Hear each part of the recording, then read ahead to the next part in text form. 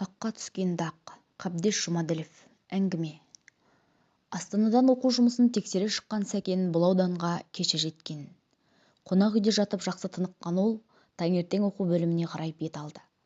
Селоның ортасын қақ жарып, жергілікті ел Лайбұлақ деп атайтын қара су ағып өтеді екен. Сәкен су жағасына келіп өткелге оң аяғын сала берді де тұрып қалды. Дәл көпір түбінде бір топ бала ойнап жүр. Сырт киімдерін шешіп жағаға үйіп қойған. Оралап, айғайласып, бір-біріне қап-қара батпақты лақтырысып жатты. Бұл не қылған бейсауат жүрген балалар деп ойлады ол. Бұл туралы да сөйлесу керек екен. Өкіл жігіт қалтасынан блокнотын алып әлденені түртіп қойды да судан өтуге ыңғайланды. Солқылдаған тақтайдың үстімен аяғын санап басып, көпірдің ортасына таяғаны сол еді, кенет екі жауырынның арасынан бір шеңгел батпақ былш ете түсті. Түктің мәнісін түсінбей артына жалт қарап еді, жаңағы балалар бір етіп ұша жөнелген торғайдай жан-жаққа безіп барады екен. Ызаға булыққан Сәкен ойланып жатпастан тұра ұмтылды. Селтиіп жағада қалған кішкене қыз қолын шошайтып, «Саған балшық лақтырған анау» деп қоңыр көйлекті баланы нұсқады. Қашқындардың алды шолақ көшенің біріне ілініп көзден ғайып болды да, арт жақта бортаңдап, жүгіре алмай қалған бірнешеуін Сәкен ұстап алды. Айыпкер де қолға түскен екен. Басқалар оның ісін мойнына қойып берді де, тостағандарын бір-бір шайып ап жайына кетті. Маңдайында кішкентай кекілі бар қара домалақ бала жау қолында жалғыз қалып бара жатқанын байқап, еңкілдеп қоя берді. Бір жағынан қарсылық көрсетіп, терекке жабысқан тоқылдауықтай Сәкенді түйгіштеп ұрып жүр. Сәкен оның екі білегінен қапсыра ұстап алды. «Кімнің баласысың?» «Апамның баласымын». «Үйің қай жерде?» «Міне мынау» деп бала бұрышта тұрған шатырсыз үйді нұсқады. «Апаң бар ма?» «Өліп қалған». «Үйлеріңде енді кім бар?» «Мамам бар». Қалайда шешесімен сөйлесейін деп түйді Сәкен. Баланы осылай бетімен қоя берген үшін ұялтуым керек. Сөйтіп ол қара домалақ баланы дедектете жетелеп үйіне қарай алып жүрді. Бала да қияңқы екен. Асау қолындай шыңғырып бір рет Сәкеннің саусағын қыршып алды. Тек үйінің қасына келгенде ғана қарсыласуын қойды. Есіктің алдына Сәкен шешініп қарап еді, ақ костюмнің арт қоңырауы оңбай былғаныпты. Іші өртеніп кетті. Костюмді білегіне іле салып ашумен үйге кірді. Алдыңғы бөлмеге еніп, төргі үйдің есігін шертіп қалды. Ар жағынан «Кіріңіз» деген әйел даусы естілді. Үй иесі әйел осының алдында ғана бас жуып, енді тарануға отырса керек. Сәкен кіргенде тарқатылған дымқыл шашын төгілдіре терезе алдында тұр екен. Әйелдің көрікті ақша жүзін көмкерген қара шашы толқынданып, құс қанатындай екі иығын жауып тұр. Жігіттің көзі кенет әйел көзімен түйісе кетті. Түйілісті де тайқып шықты. Неге екені белгісіз жүрегі қысылғандай болып маңдайынан суық тер бұрқ етті. Есіктен шыға жөнелсем бе дегендей оқталып еді, бірақ екі аяғы өзіне бойсұнбады. Осы халде тұра беру ыңғайсыз болды да, «Сәлеметсің бе Хадиша» деп өзін-өзі зорлағандай. Әйел үн қатқан жоқ. Өңі қашып орнынан сәл шегініп кетті. Оң қолымен түймесі ағытылған ашық омырауын қымқыра ұстаған күйі, көз шарасы үлкейіп, тас мүсіндей қимылсыз тұр. «Неге шошыдың, Хадиша? Күтпеген шығарсың?» Осы сөз Хадишаға жан бітіргендей болды. Дірілдеген қолдарымен асығыс жағасын түймеледі. Бағана сырттан қашып кірген бетінде көйлегіне оралып тығылып тұрған баланы қолымен ысырып, төргі үйге жіберді де өзі бұрыштағы орындыққа сылқ етіп отыра кетті. Бұл кезде Сәкен есін жинап алып еді. Ешкім отыр демесе де, әйел алдындағы еркекке ғана тән батылдықпен диванға барып жайғасты. Бөлме іші тым-тырыс. Жігіт темекі тұтатты. Хадишаға жайлап көз тастады. Оның мөледей қара шашына, ақша бетіне, толық кеудесіне, аппақ жұмыр балтырына қарап өтті. Шашын жайып отырған қазіргі қалпында мына әйел шынында сұлу еді. Бір қырын отырған күйі аппақ саусақтарын тез-тез қимылдатып, салалы тоқ бұрымдарын өре берді. Кірпік қақпай бір ноқатқа қадалып қалған. Осы сәтте не болар екен дегендей, бағанадан төргі үйдің есігінен сығалап тұрған қара домалақ өзі жайлы ештеме айтылмаған соң жылыстап сыртқа қарай зытуға айналды. «Қайда барасың, Қанат?» деп қалды Хадиша ашулы дауыспен. «Ойнаймын. Тез кел, мен жұмысқа кетемін». Қанат басын бір шұлғып тастап, «Сондағы қиратқаның осы ма?» дегендей Сәкенге тұмсығын шүйірді де есіктен ата жөнелді. «Тәңірім-ай» деп ойлады Сәкен жаны түршігіп. Мынау сол баяғы баланың өзі болмаса не қылсын? тұлғасы да маған келіңкіреді-ау өзінің. Сұмдық-ай, адам туған баласымен осылай да кездеседі екен ғой. Барғаны басына теуіп, жігіттің жүзі өртеніп кетті. Кеш батуға айналған. Батыстауға егін артқан күн жер бетіне қызғылт сәуле төгеді. Үй іші алакөлеңке. Терезеден қиғаш түскен күн нұрынан қабырғаларда соңғы соғым ойнайды. Сәкен қонақ үйдегі нөмерінде шалқасынан түсіп жатыр. Екі қолын желкесіне қойып, бір ноқаттан көзін алмайды. 30 жасқа келгенше ой тереңіне дәл осылай бойламаған шығар. Кешеден бергі қарбалас қызмет бабында жүрсе де, кешегі оқиға көз алдында көлбеңдеп тұрып алды. Осының өзі о баста неден басталып еді? Ол кезде Сәкен университеттің 3-ші курсында оқып жүрген. Бір жылы қысқы каникулда ауылға келді. Үйі совхоз орталығынан 5 шақырымдай жердегі фермада тұратын. Автобуспен орталыққа кештетіп жетті де, фермаға баратын көлік іздеді. Дәл осы сәтте уәделескендей мектепте фермадағы оқушылар таситын парад шана келе қалды. Оқушылармен бірге шанаға болды отырған. Ұл-қызы аралас көп баланың ішінен сонда Сәкеннің көзі осы Хадишаға түсті. Осыдан 10 жыл бұрын бұрымы селтеңдеген кіп-кішкене қыз еді. Лезде қалай бой жетіп үлгерген.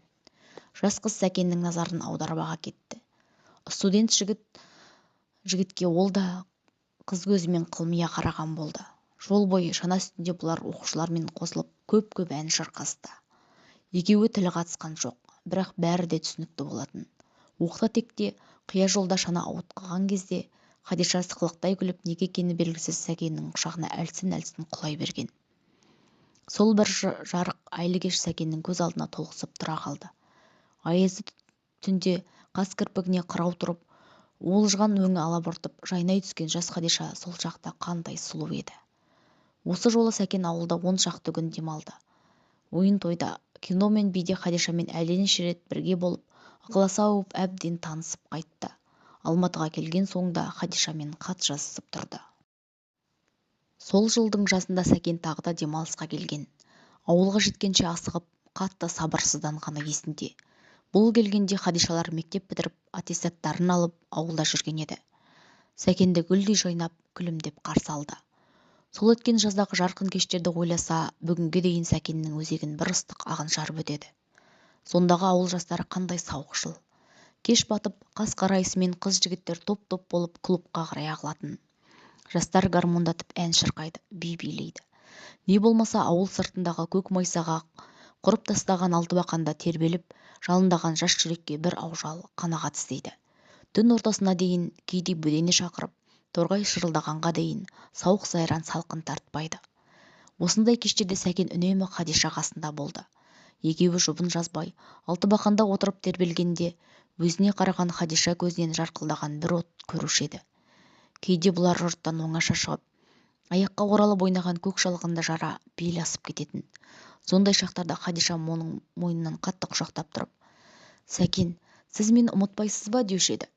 Сен сияқты періштені ұмытуға бола ма екен дейтін жігіт ойланбастан. Және сол сөзін дәлелдеген адамша бүлдіргендей уылжыған ернінен тоймай сүйе беретін. Иә, ол күндері бұл екеуі өз қылықтары үшін ешкімге есеп беріп көрген емес. Бастықпаған асау жастық шақ нені бұйырса соны орындаған. Бұлар үшін сол сәттерде тек махаббат қана жер дүниені жеке билеп тұрғандай болатын. Осынау жасыл аспанның астында бұлар да бір кезек дәурен сүріп, ата-баба жоралғысын жасаған. Бірақ махаббаттың бал шарабын бастарына көтере сіміргенде түп жағында не жатқанын бұлар сезген жоқ. Сонан кейін не болды? Жазғы демалысын аяқтап Сәкен Алматыға аттанды. Келесі жылға дейін деп Хадишамен қош айтысты. Туған ауылға, құрбы қыздарға, қыз ойнақ қырларға жалтақ қарап кете барды. Алматыға барған соң Хадишаға үзбей хат жазып тұрды. Мені күт, келер жылы Алматыға ертіп кетем, оқисың деп қыз көңілін жұбатты. Сонан кейін не болды? Сәкен орнынан аунап түсті. Сол жылы қыста ол ауылға қайтпады. Жаңа жыл кешінде тағы бір жарық айлы түнде басқа қызбен табысты. Осының артынша іле-шала Хадишадан хат келді. Сүйікті Сәкеніне бар сарнақтары келіп, өзінің ауыр аяқ екенін жазыпты. Ақырында қысқы демалысында келіп қайт, өзің душар еткен ұяттан мені аршалап ал деп тілек етіпті. Бірақ бұл хатқа Сәкен жауап жазбады. бір-екі күн толқып ойланып жүрді де, қызбен кім жүрмейді, жұғысып кетсе-ақ алуың керек пе екен, оқымаған балалы әйелге шырмалып қайтем деп өзінше бір бәтуа тапты. Бұдан кейін келген екінші хатта: күнім таяу, бар сенерім сүйенішім өзіңсің, ауылға келіп балаңның атын өзің қойып кет деп жазыпты Хадиша. Сәкен бұл хатты да жауапсыз қалдырды. Жан көзіне түсірмей жасарын оқыды да Хадишадан келген барлық хатты өртеп жіберді. Төсекте жатқан Сәкеннің ойы осы араға келгенде тынысы тарылып, сүйретіліп орнынан әрең тұрды. Маңдайынан бұршақтаған терді сүртті. Алқынып барып графиннен су құйып ішті. Сонан соң сүлдесін сүйрете орындыққа барып отырды. Ой ұшығынан айырылған жоқ. Сонан кейін не болып еді? Содан қайтып Хадишадан хабар болмай кетті-ау. Талайға дейін Сәкеннің жүрегі жұдырықтай боп жүрді. Деканат немесе комсомол комитеті шақырады десе, селк ете түсетінді. Бірақ түбі қайырлы болып, шошыған жүрек орнықты, жабулы қазан жабулы күйінде қала берді. Бұдан соң ол жарасынан аузына тиетіндей Хадиша туралы ойламауға тырысты.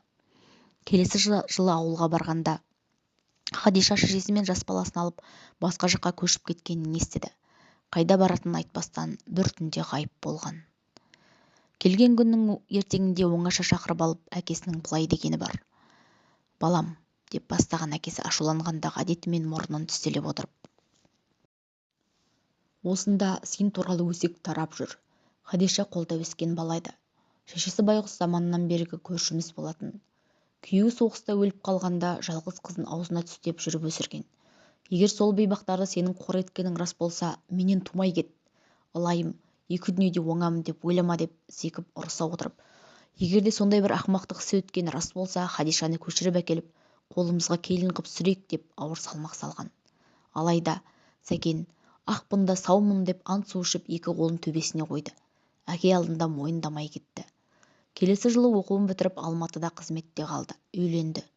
3-4 жылдай семьялы өмір кешті. Бірақ бұл өмірдің өзі соншалық ғажайып шеберлікпен қиюластырылған ғой. Сәкен Хадишаға қандай сыбаға көрсетсе, алған әйелі Сәкенге одан 2 есе асып түсетін сый табақ тартты. Ақыры екеуі айырылысып тынды. Қазір ол әйел де Алматыда, көшеде, театрда кезігіп те қалады. Кезіккенде жай бір таныс адамдардай бас изесіп өте шығысады. Сәкен өз өмірінің түкпір-түкпірін түгел шолып шықты. Қараңғы көкірегіне бір жалғыз жарық сәуле түскендей болды. Өмірінің баяғы парағы шанадан басталған жалғыз аяқ соқпағын нақ бір із кесер аңшыдай қуып келіп, өзін осы қонақ үйге әкеліп індетті. Осының бәрін істеген шынымен мен бе деп ойлады ол. Сірә ақыл есім дұрыс болмаған шығар. Неткен өзімшілдік, қандай сұлымдық еді. Осыдан кейін ол кешегі өз ұлымен ұшырасқан оқиғаны есіне алды. Иә, сәби жүрегі шынында бірдемені сезген ғой. Қасынан өтіп бара жатқан опасыз әкені танып әдейі тасатқан шығар. Өзінің кішкентай жүрегі қандай шерлі. Сол балалар есейгенде не ойлайды екен? Адамға сене алар ма енді олар? Сенбесе сөгесің бе? Осыны ойлағанда Сәкеннің жақ еттері бұлтылдап, тістері шықыр-шықыр етті. Не істеу керек? Ақ костюмге жұққандақты жуып кетіруге болар, деді ол өзіне өзі. Ал арыңа жұққан кірден тазару оңай түспес. Менің алдымда бір ғана жол жатыр. Қазір барам да Хадишаға бәрін жайып салам. Мен ая, күнәмді жууға мұрсат бер. Ұлым мен екеумізді жат адамда екі жаққа тентіретпе деп жалынам. Бірақ соның көңілінде саған деген сенім жұрнағы қалды ма екен? Кеше ғана бір ауыз жыл сөз ести алмай қайтпап пең деп үн қатты көңіл түкпірінен бір сырыншыл ғой. Жоқ, сенеді ол, сендірем. Сол сенімге қол жеткізу үшін қалған өмірімді арнаймын деп Сәкен ойы өктеп кетті. Көнсе осы жолы Алматыға екеуін де алып кетем. Қанаттың тәрбиесін өз қолыма алам. Егер бұл жерден кеткісі келмесе, қызметімді ауыстырып өзім келем. Сендірем Хадишаны. Ісіммен, ендігі қалған өміріммен сендірем. Сәкен орнынан ұшып тұрып тез жинала бастады. Асыққаны сонша, костюмінің бір жеңін сыртқа шыға беріп киді. Бұл кезде күн батып кеткенімен қызыл шапақ әлі тарай қоймаған. Сол шапақты жамылып, ол Хадишаның үйіне қарай батыл адамдап жүріп кетті.